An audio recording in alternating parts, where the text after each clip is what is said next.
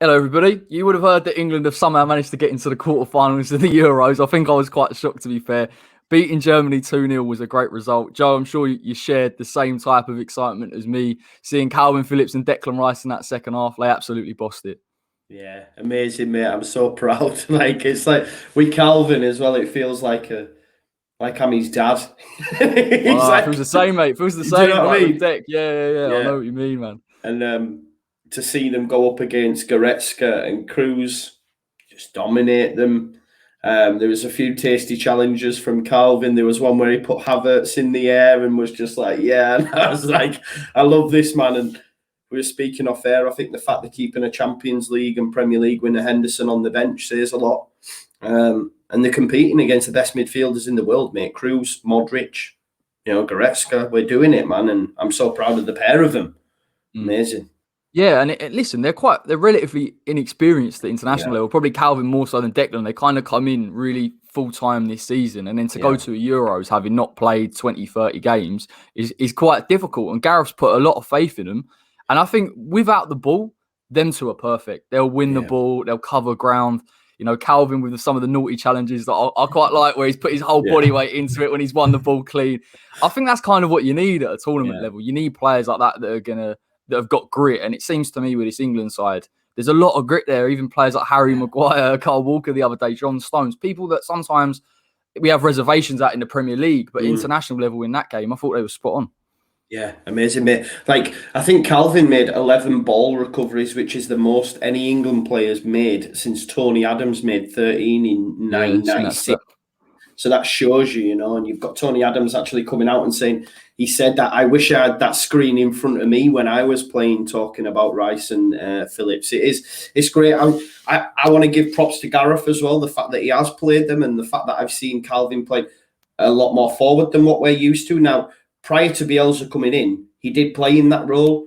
So he can play there, but obviously Bielsa switched him to a DM and has just brought his game onto a new level. And I just props to Gareth, mate, for sticking with them two as well, going with the formation that he has, and he's received criticism, and I don't think now moving forward any of us can say anything to him because he's going to win us the Euros, bro. That's why you're on, mate, because your optimism is unreal. I've had to kind of change my approach towards it a little bit because I was quite negative going into the tournament. I was like, there's no hope. I can't really see anything. And I just felt that in that Germany game, for that game plan, where we kept it tight, and sometimes it's mind-numbingly negative. It's so boring. I'm thinking, what are we doing with all these players? And then when you nick a goal for a Raheem Sterling and you create something and the game opens up, I think that's when England and Southgate come into their own because you've got players that just drive into space. Jack Grealish around the 60th minute, I was kind of thinking, I know Saka was a little bit out of that second half, but probably would have kept him on a bit longer. But again, inspired, perfect. Would you make a Jack Grealish? Because listen, he's hated by most rival fans, West Ham fans, Leeds fans. They don't like him. But let's be honest, he's turned up in these Euros. He hasn't played much for England. We were saying that about Declan and Calvin in terms of them adapting to that level. But Grealish has just walked in, backed a couple of assists, and he looks brilliant, mate. Do you think he deserves a start in this Ukraine game? I don't know, because he's been managed perfectly for me. I think it was an inspired change. I think a lot of us would have made it, and probably all of us would have had him starting or from half time. But it was a really inspired change, and he was involved in both goals. I think the ball for the second one's not spoken about enough. Just for him to lift it enough to get it on Harry's head, it was like perfection.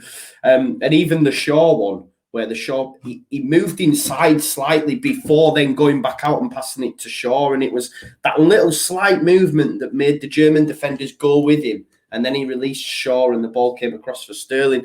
I think he's unbelievable, and the more and more I think we Leeds fans dislike Jack Grealish because of the Championship. We had a lot of run-ins, he dives around a lot, yada yada yada, but I can appreciate him in an England shirt, I can appreciate him. And when I do my watch-alongs and whatnot, people go, he's a diver. No, he's winning us fouls. Do you know what I mean? It's it changes, but know that when we go up against him next season, if he hits the deck, I'll be going, I hate him, but he's brilliant, mate. It's funny, man. Like he said something in an interview that made me laugh. He said the only time that I've been really frustrated this season was when I played West Ham and we put 2 right backs on him. And I thought, and even then in that game, he still got on an assist because he moved to the right hand side. And that's how he's not a player that's lightning quick and he's not ridiculously skillful, but just the way that he keeps the ball and, like you say, he just attracts players to him. I think in this type of game against Ukraine, I've got to be honest, I think they're going to sit very deep. I think they're going to pack it out and then they're going to try and hit us when we're a bit open.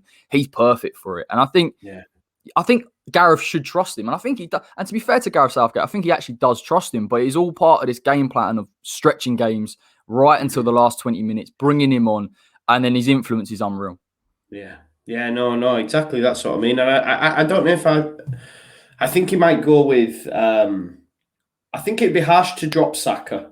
I seen Gary Neville put out a team the other day and he had Foden instead of Saka, but I would probably persist with Saka because I think he's done really well. I think Mason Mount might come back in the 10 and then Sterling from the left, Kane up top. So I think we'll go with a back 4 against Ukraine. I don't know what you think. So I don't think Jack will start, but if he does, that's good as well because whenever we've seen him, he's been class, hasn't he?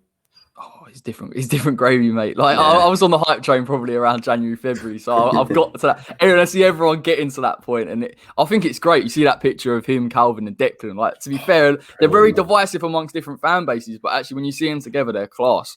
It's my Twitter header. I took it. I was like, I'm having that. I love that photo. I love it, mate. I was going to put it on my Instagram. I think I put it on my Instagram and just put excellence below it. So I was like, honestly, them 3 together. You are right about the back 4. I probably would go back 4 as well, to be honest. I think this is a game, and I don't want to be too optimistic because I've kind of gone one way to the other. But I think you can look to try and rotate a little bit. The best bit about this England squad is the drop off in quality is negligible. You see some other teams out there, you think you're going to struggle. Even Germany, really and truthfully, the only player they could bring on really was Sane that could make a real difference.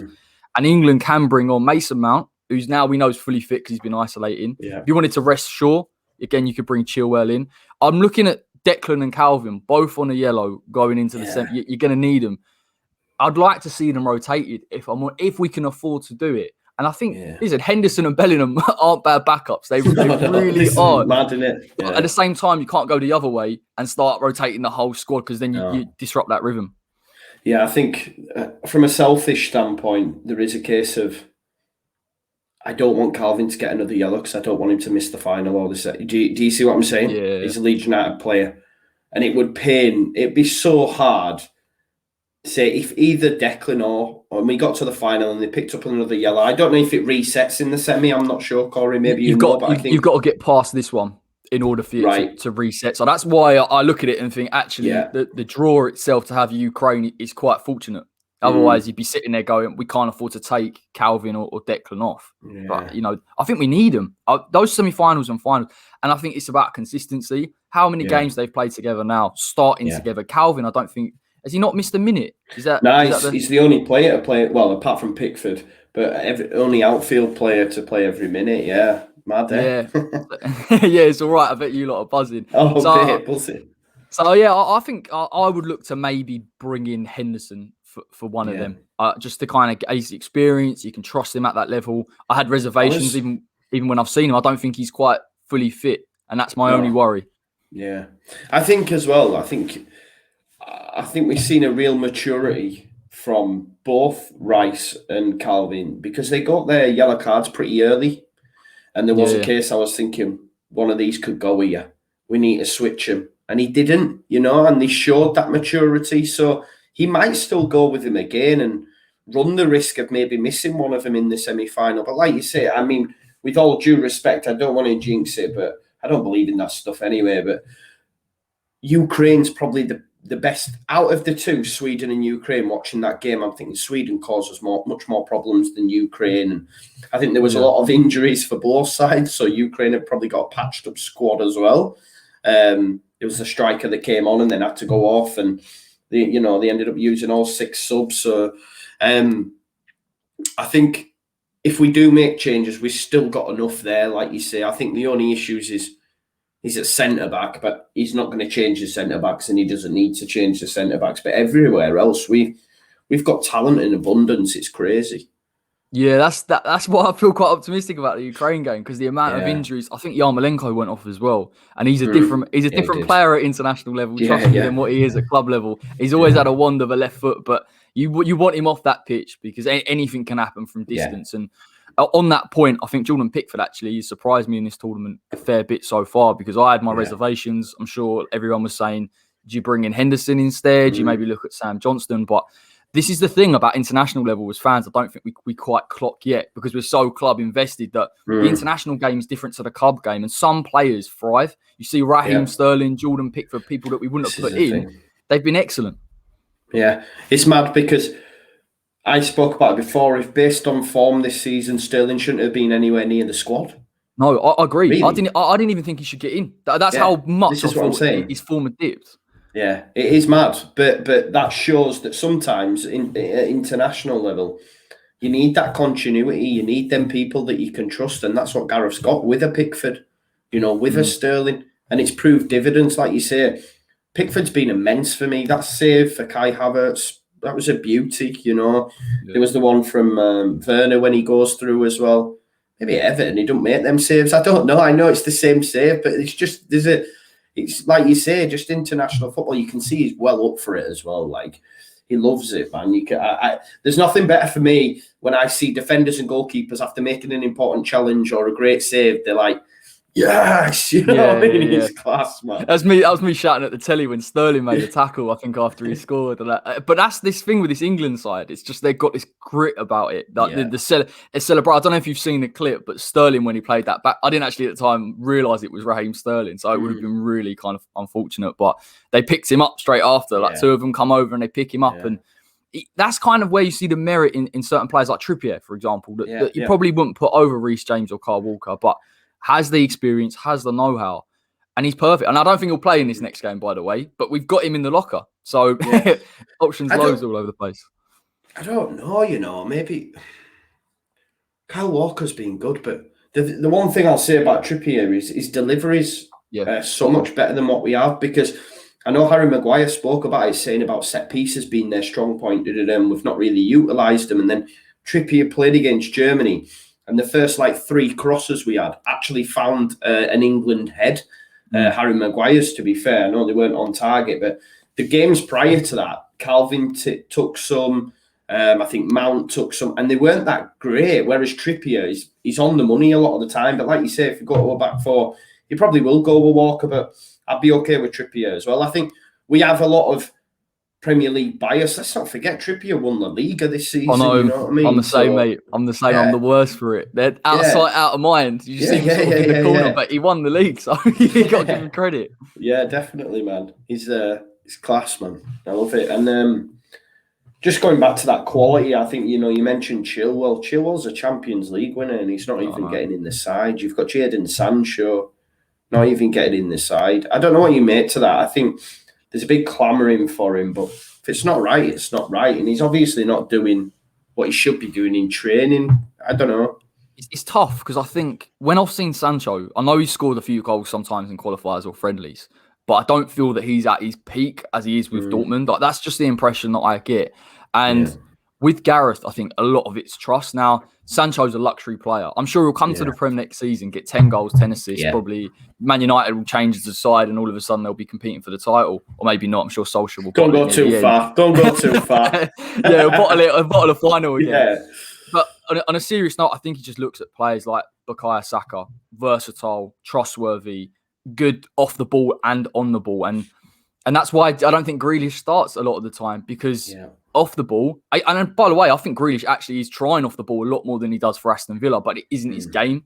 So I think with Gareth, we have to kind of, and it kind of half pains me to say it, put trust in him, because he knows he's mapped this game plan out in terms of the Euros for 2 years now. So he's known all the development of all the players coming in. He knows what he's doing. So I think that's why Sancho's not quite at the level, but he's got years ahead of him. He's still young. He'll get in.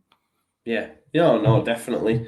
And I think just on Gareth, man, I'm buzzing for him, I'm so proud of him. I know it's perceived to be negative and all that sort of stuff, and people were going absolutely out of their mind when they seen the five at the back against Germany. But if we went with 4, we'd have probably been beat, mate. The Goossens and Kimmich, they didn't really get a look in. I think Goossens missed a header once, I think at the back post from across from Kimmich.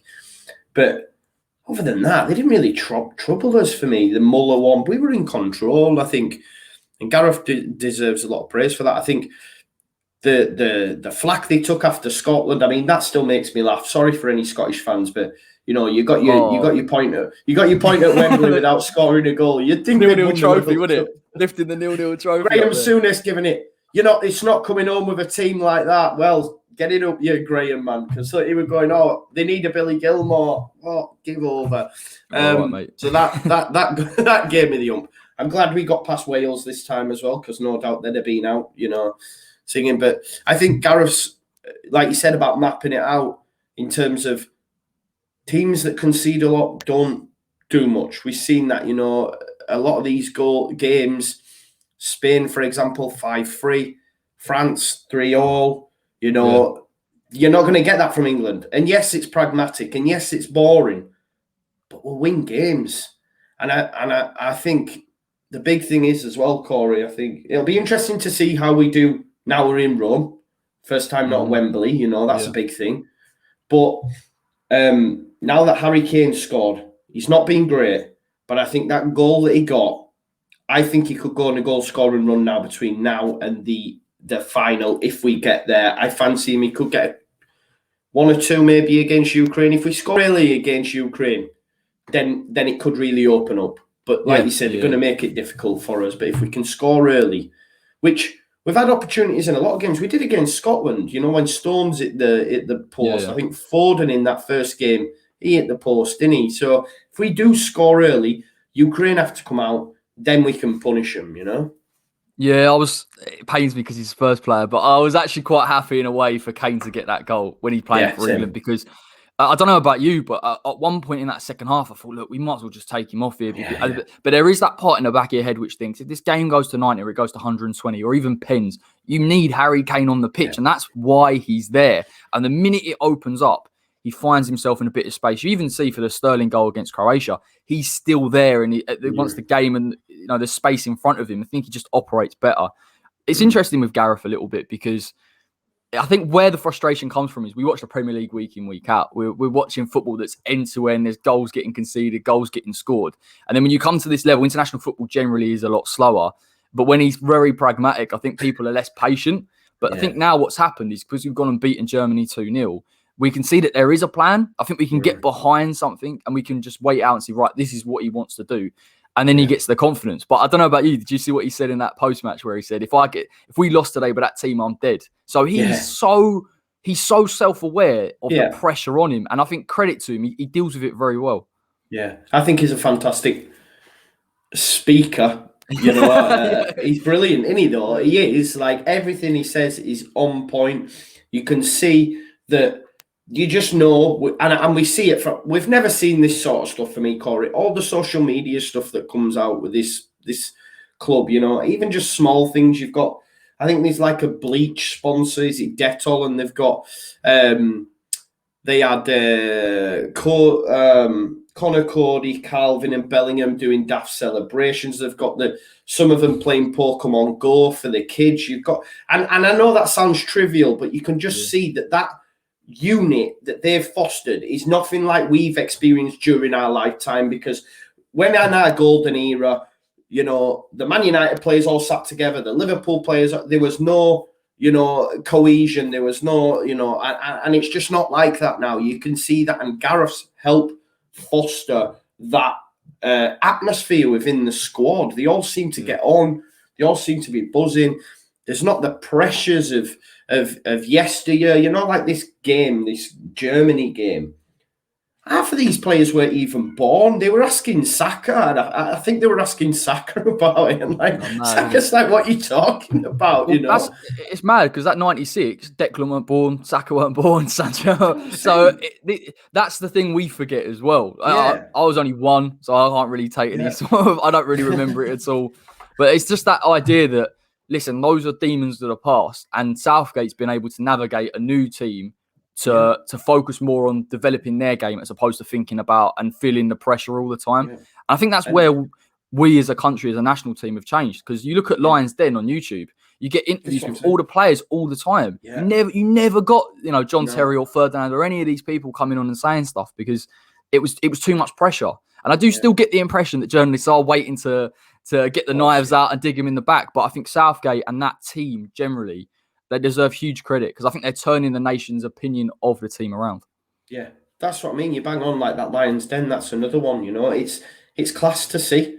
I'm 33-year-old and I'm lapping it all up on YouTube and stuff, thinking, this is brilliant, man. Yeah. This is brilliant, and that's helping to foster that attitude. I said a couple of weeks ago, a couple of weeks ago before it was announced, I said if we beat Germany, the whole nation will be lifted, and that's what happens. The national team has such a big job, really, and there is a lot of pressures, but I think Gareth's done well to alleviate that from the squad. The way that he dealt with the booing of the knee and all that sort of stuff, it's just been fantastic how it's been dealt with. And I think he exercised some demons himself, obviously missing the pen against the Germans. He knows all about these pressures, And I think I was saying this before. We look at England as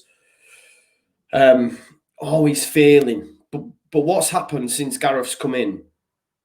They've progressed every time. They got to a semi-final of a World Cup. There's not enough praise put on that for me, Corey. It's a semi-final of a World Cup, but because we had an easy route, we messed up. We had an easy route. We should have got to the final. All right, okay, but they've experienced that. They've come on. They're now in the quarter-final of the Euros. They play the majority of the games at home.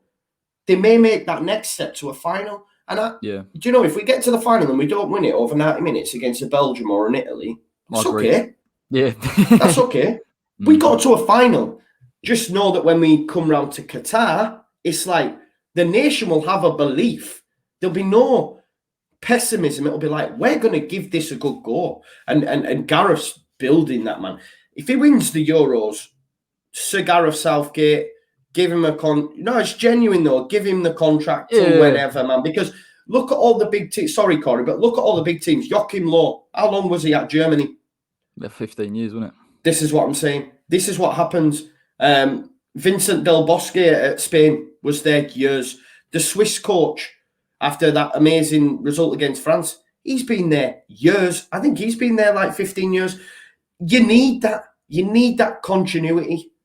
And I think if Gareth can do this, then just let him take the reins, because he won't want to leave England because he's rubbish as a club coach. But that's the thing that sticks in my head so bad. Like, that's the bit that's so hard for me to detect. Because we watch tactics week in, week out in the league, and I think this guy really isn't sophisticated. And the way that we're playing, I'm not sure. But, I have to kind of concede a little bit that if you do get to a final, that's you just want to see progression.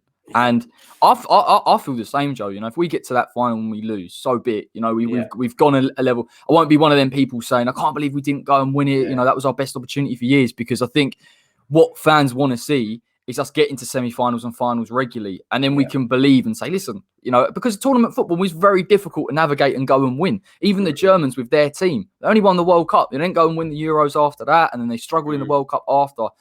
But I think this is the time. If England can capitalise on it, get to a final, then you are right. Qatar is huge, because you don't get rid of Southgate if he gets to the final now. No. With the squad and everything and building into it. Just give it a go.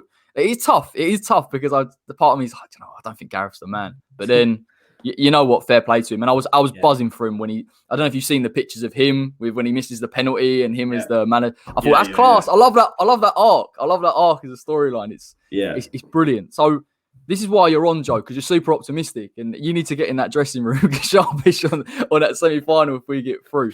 Do you think it is coming on? Are you on the bandwagon, or do you feel you need something else you are? Yeah, no, I'm well on the bandwagon, mate. I think I always, like you say, I am optimistic, but that's just how I am as a person. It can rub people up the wrong way, especially Leeds fans. But I've been blamed before. That's a funny one. You jinxed it. I have no power over the team whatsoever. But yeah, I think for me, Corey, it is coming home. Because look, you get to a final, it's 90 minutes. Anything can happen in 90 minutes.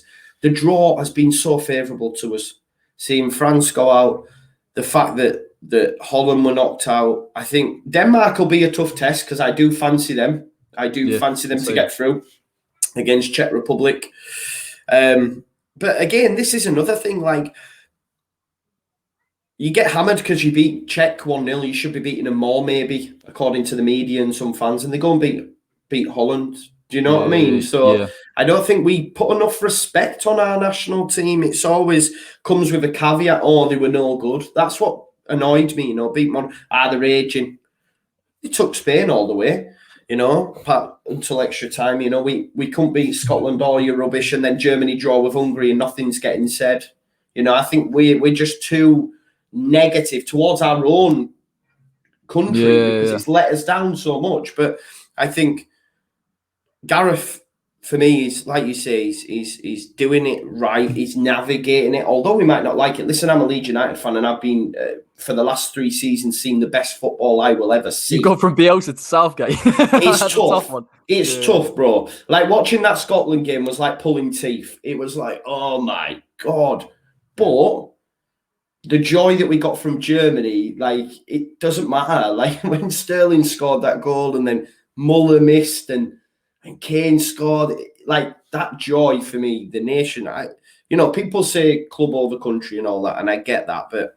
And someone asked me, would you rather Leeds won a trophy or England? And I say, listen, if it's a Premier League or a Champions League, I'm taking Leeds. If it's anything else, FA Cup, whatever, stick it in the bin. Give me, because I know what England winning a major trophy would do for this country. Can you imagine the scenes, Corey, if we get to the final at Wembley and we beat a Belgium, we beat an Italy, and, we beat them 2-0, they'd be dancing in the street. Like, I'll come to London. Bank holiday, wouldn't it? Yeah, I will come to London. I have no ticket. I'm thinking I'm going because I want to experience and lap that up. Wembley way outside, give me some of that, It will be moments that you can share with your, like, look, 66, we could be at a stage, bro, where we're able to win a major trophy within our lifetime. That's all I've ever wanted as an England fan, to see us win something during my lifetime. And I think there's a genuine possibility it can. Ukraine will be tough. Shevchenko, I said at the start of the tournament they were my outside pick, dark horse. They've shown that because Shevchenko sets them up brilliantly. They're not a team of stars, but like you say, Zinchenko, they've got Yaremchuk, they've got Yarmolenko, these players that can create moments for them. But I think we beat them. Then we've got to play, for me, I think it'll be Denmark. That's tough. That's a tough game, but it'll be back at Wembley. And then in the final 90 minutes, but you've got the whole crowd, everything, the final's going to be tough, whoever it is. And there's a lot of pressure, but I think coming through that semi-final, not getting quite there, again, that gives you that experience. The players will now know how to get to. It's like I heard Boovy say the other day on 90minute.com. He said, City fans, yes, they were disappointed they didn't win the Champions League final, but they now know they can get there. Yeah. And I think that's the same for me. Yeah, that's the same for me as the England fan. It's like, we got to a semi. Yeah, we didn't quite do it, but we can get there. Where we could get to a final. Okay, we came up short. We might do. Belgium are an amazing side. I think the thing is, I'd rather have Belgium, Corey. I don't know about you, because I look at their backline. It's got a combined age of 102. Yeah, no, I agree. We will cause that problems, bro. Yeah, of course. Well, I think they'll want the ball. It will suit us. Then we'll compete for the ball. We win it. They play a high line. The only thing they might do is sit a bit deeper like they did against Portugal if we are going to play it. But I still fancy us against... The only thing with Belgium is that if De Bruyne is fit and Lukaku's fit, anything can happen, because those type of players, it doesn't matter what your backline's looking like, they will score goals. I think Italy are fallible. I actually think Italy have got some vulnerabilities. If you disrupt them a little bit, they all of a sudden, it becomes tough for them and they lose their rhythm. So I think we've got a great chance. The only one that I think maybe is Spain, because the way that they've sort of... I think they've come up. They've got the confidence. They've scored, 5 goals in 2 games? 8. And I think... 8? Yeah, so... No, they scored 5 against Croatia and 5 against Slovakia. 10. Yeah, did I say? It's early, mate. It's early. No, look, it's all right. 10 goals, and then obviously, and they struggled before, but I think introduction of Busquets back in there has been a revelation for them. They keep the ball so much better. But still, Joe, this is why it doesn't matter, because if you get one of them at Wembley, anything can happen. It's a home ground. And that crowd at Wembley the other day was unreal with 40k. Can you imagine when it gets to 60? I mean, that's going to be... And the people outside, bro. And me and you outside on Wembley. We're like, let's go, yeah. England face paint. I think the thing is with Spain, and I know it sounds mad, I said this after they scored 5 against Slovakia, and people will laugh at me when I say it now. I don't think they're clinical enough. And I know they've scored 10 goals in 2 games, which might sound mad. Yeah. But what I mean by that is they're not, if they play England, for example, they're not going to get 20 chances in order to score 10 in 2 games. They're going to be very limited. And I think when it's Morata, can he be trusted? Yeah, he scored an amazing goal the other day. Isn't he? Massively hit and miss. Yeah, this is what I'm saying. There's too much. I don't know. Listen, I'm not a wealth of old knowledge, but like I think the other day when he brought on Pau Torres for Eric Garcia and they struggle. You know, I'm just not convinced by Spain at all, mate. If I'm being totally honest, I think they are in the, what's the word I'm looking for? They're in their infancy under Enrique, and I do think they will go on to be top again, but I just think it's a little bit too early for them right now for me. They could struggle against Switzerland, bro. What Switzerland did against France was Granit Xhaka. Yeah. If I was at Arsenal fan, I'd be like, don't sell him to Roma. He was amazing. I've never seen that bloke in my entire life. I don't know where they got him from, but he was bossing it. Him and Pogba was standouts in that game. Xhaka's. That's what I mean. Like, this tournament's been mad anyway. You've seen, countries that you don't expect. Even the Czech Republic beating the Dutch. I know, the Dutch were down to 10 men, but they still got the goals and they still work hard, and anything can happen. So we'll see, mate. I'm buzzing. What about Patrick Schick for West Ham? He'd be perfect for you, wouldn't he? See, I'm one of them people where I don't want to look at a player in a tournament and then get too het up on it, because we were looking at Král for the Czech Republic and he's really not impressed me whatsoever. In fact, he's been benched. The guy with the curly hair? Yeah, he's been benched for 2 games, so you never really know. I think all over play, he's been good. I've seen him for Leipzig a couple of times, and I reckon he would suit a Premier League club. Maybe we need a striker, mate. I don't think we're going to get Tammy with. Yeah, that'd be nice, though, wouldn't it? Cool, Suchak yeah. We'll see, mate. We're back at training today. We need some signings through the door. How's things going at Leeds? Have you got anyone through the door yet? Amari Miller, a young kid from Birmingham, who was wanted by like Tottenham and stuff, but he'll just be an under 23s. He's a winger, but we're almost 100%. Well, we're 100% done, although it's not been confirmed yet. With Junior Firpo from Barcelona, left back, really good signing. I think West Ham might have been looking. I don't know. We were linked. Yeah. It kind of bit on the fence. Some West Ham fans really wanted him, and others didn't. I think because you've got Alioski going out, whereas we kind of look at it and think, will we play back 5, Mazuaki, Creswell? It's not urgent. It's not Junior Firpo though, bro. I tell you what, do you know what I will say is, I think going forward, he's going to be probably quite exciting, and he's not played regularly for Barcelona. And listen, it's the Bielsa factor, isn't it? With the coaching style, I think he'll offer more, and he'll be more consistent going forward than Alioski. So it's probably 100%. A decent signing, mate. Yeah, 15 million as well. I think he was supposed to go to AC Milan, but obviously they've got someone in front of him. But I think a lot of it's due to the fact that Leeds are willing to pay for him outright and Barcelona need the cash. Whereas I think Milan were maybe looking at installments or whatnot. You know what it's like. But Junior Firpo, it's mad. We've come a long way. We're signing players from Barcelona. You're always going to struggle to get in ahead of Jordi Alba as well, let's be honest, aren't you? So that's why you're not getting a lot of game time there. But I think, like you say, under Bielsa, he'll come in and going forward. Yeah, he might be suspect defensively, but I mean, Alioski was, bro. So that's why for you, it's like it doesn't really matter to him. Like, as long as he's good going forward, you'll sort it out. But yeah, with a winger and a centre midfielder, we're yet to find out who they are. I think Matthias Cunha from Hertha Berlin, but Fabrizio Romano was saying last night, it's the negotiations aren't going well between the two clubs. Leeds want him, but the negotiations aren't going well. It'll probably be over a big transfer fee, so we'll have to wait and see. But I expect the left back, centre midfielder, and winger, 3 first teamers. That's what we'll get in. Is that you'd be happy with that number? Yeah, I think that's all the club have set out to do. The rest will be under 23s. Just fleshing out for the future. There's a load of names linked for the under 23s, but again, it's not immediate. they'll be in a couple of seasons. We'll start to see them. But yeah, left back looks. I think Firpo will be signed early next week. Jack Harrison's going to be signed on a permanent deal finally because we've had him on loan for 3 years. And yeah, just midfielder and a winger, mate. We need a right-footed winger. All our wingers are left-footed. Really? Yeah, all of them. Every single one. Costa, Poveda, Harrison, Rafinha, they're all left-footed.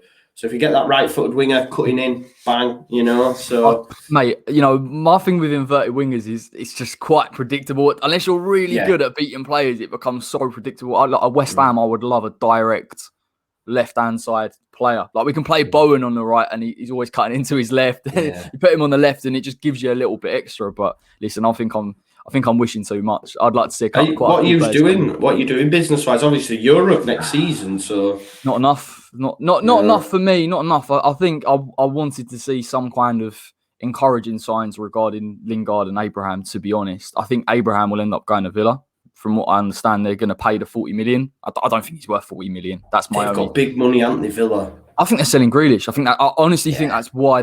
I don't think, even though people will say they're wealthy and they don't need to sell Grealish, that the bringing in players like that, bidding for Ward Prowse, your money's people coming are in. saying it's already done, aren't they? 100 million. It's already sort of done. I think he'll go. I think they'll get Kane and Grealish, and I think that's a big. I mean, this is the problem, Joe. Like if you stand still in the Premier League, and I think this is where West Ham could be in danger. We've had a brilliant season. We've punched above our weight, fair play.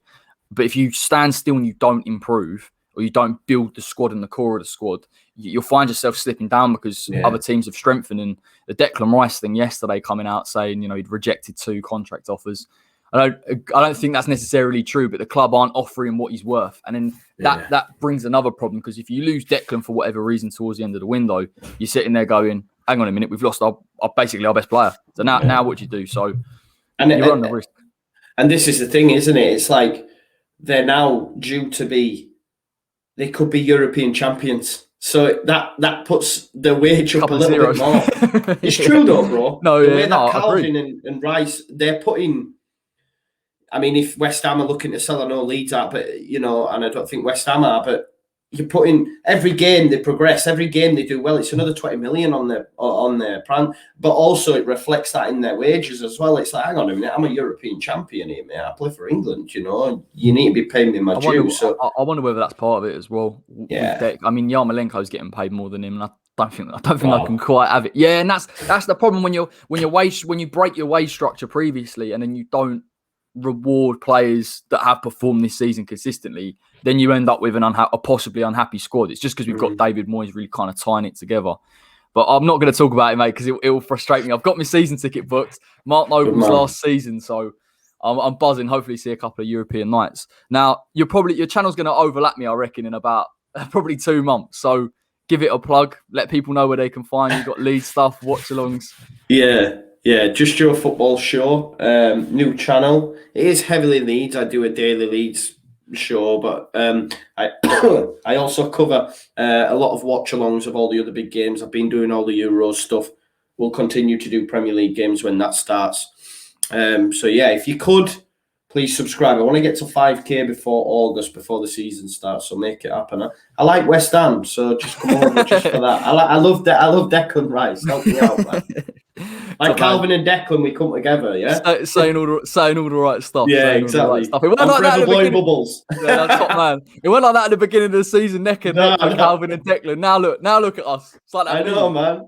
Class, look at us. Yeah, doing absolute class. Yeah, cheers, mate. Thanks for coming on. I really enjoyed that chat. Going through England, Leeds, West Ham. Can we win it? Of course we can. It's coming home, everybody. Take care. Enjoy the rest of your day.